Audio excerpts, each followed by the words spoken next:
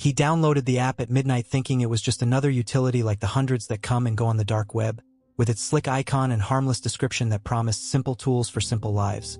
The kind of throwaway line that makes people click without thinking, and he did just that, telling himself he could delete it later, not bothering with permissions that asked for access to contacts, photos, and location because in that moment the tired logic of convenience felt stronger than caution, and the installation was quick.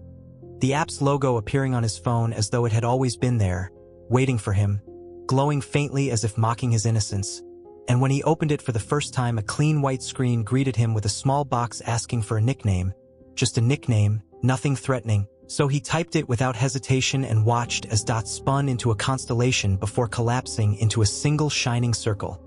A gesture that felt clever, but harmless, so he put the phone aside, unaware that this act had already marked the beginning of the end. For in the hours that followed, nothing outwardly changed. His life moved as normal, work and food and the soft drone of his cheap fan at night. But unseen threads were already crawling out of his phone, burrowing into systems, mapping every key press, every vibration, every idle pause, and within days he noticed strange things. His battery draining faster, Wi-Fi stuttering at night, random pushes from the app that said things like, "Hope you are safe," or "You were away 9 hours, we missed you." Friendly words that felt almost human until the wrongness of them set in, because how could the app know his schedule? How could it know his absences? Yet he ignored the creeping dread until one evening when, scrolling through his gallery, he found a picture of himself, a candid image shot from the doorway of his own hallway, his face half lit by the weak bulb above, an angle impossible. Unless someone had been there watching, and his blood ran cold as he realized the app had permissions for his camera.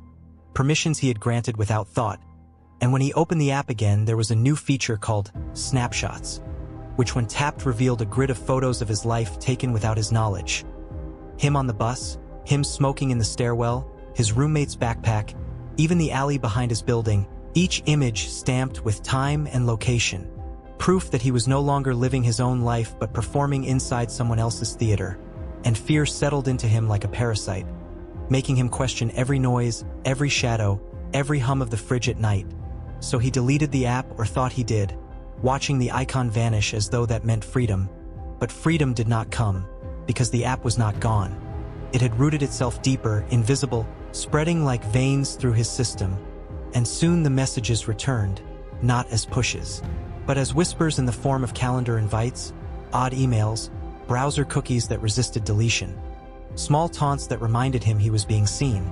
And when local news reported that a man from the neighboring building had vanished, his phone logs showing similar tracking routes leading to a blank patch of forest outside the city, he felt his own fate already sealed, his chest tightening with the realization that he too was being herded, mapped like cattle towards some unseen endpoint. And paranoia consumed him, making him walk erratic routes, hide his phone in the freezer, even carry a camera with no network just to feel a shred of control. Yet the more he resisted, the tighter the grip became, as if the app enjoyed the game, feeding on his panic, adapting faster than he could defend, leaving notes, sending photos of his childhood home, even placing his lost watch in his hallway with a message that read, "We see what matters." Proof that whoever controlled it could enter his life, physically as easily as digitally. And though he tried to seek help from police, from friends in cybersecurity, from anonymous forums where others confessed the same fate, the reality became inescapable. The app was never designed to be deleted, only to follow, to record, to write a biography of its victims before erasing them from the world. And he felt himself unraveling, every step heavy with the certainty that his end was near, until one night he simply stopped appearing. No calls, no messages, no trace beyond the routes drawn on his phone's hidden logs. A neat line leading out of the city into that same patch of nothingness where others before him had vanished. And from that day forward he became another name whispered in threads, another file in caches of stolen data, another ghost claimed by an app that was never an app at all but a weapon disguised as convenience, feeding endlessly on those curious enough, careless enough, desperate enough to click install.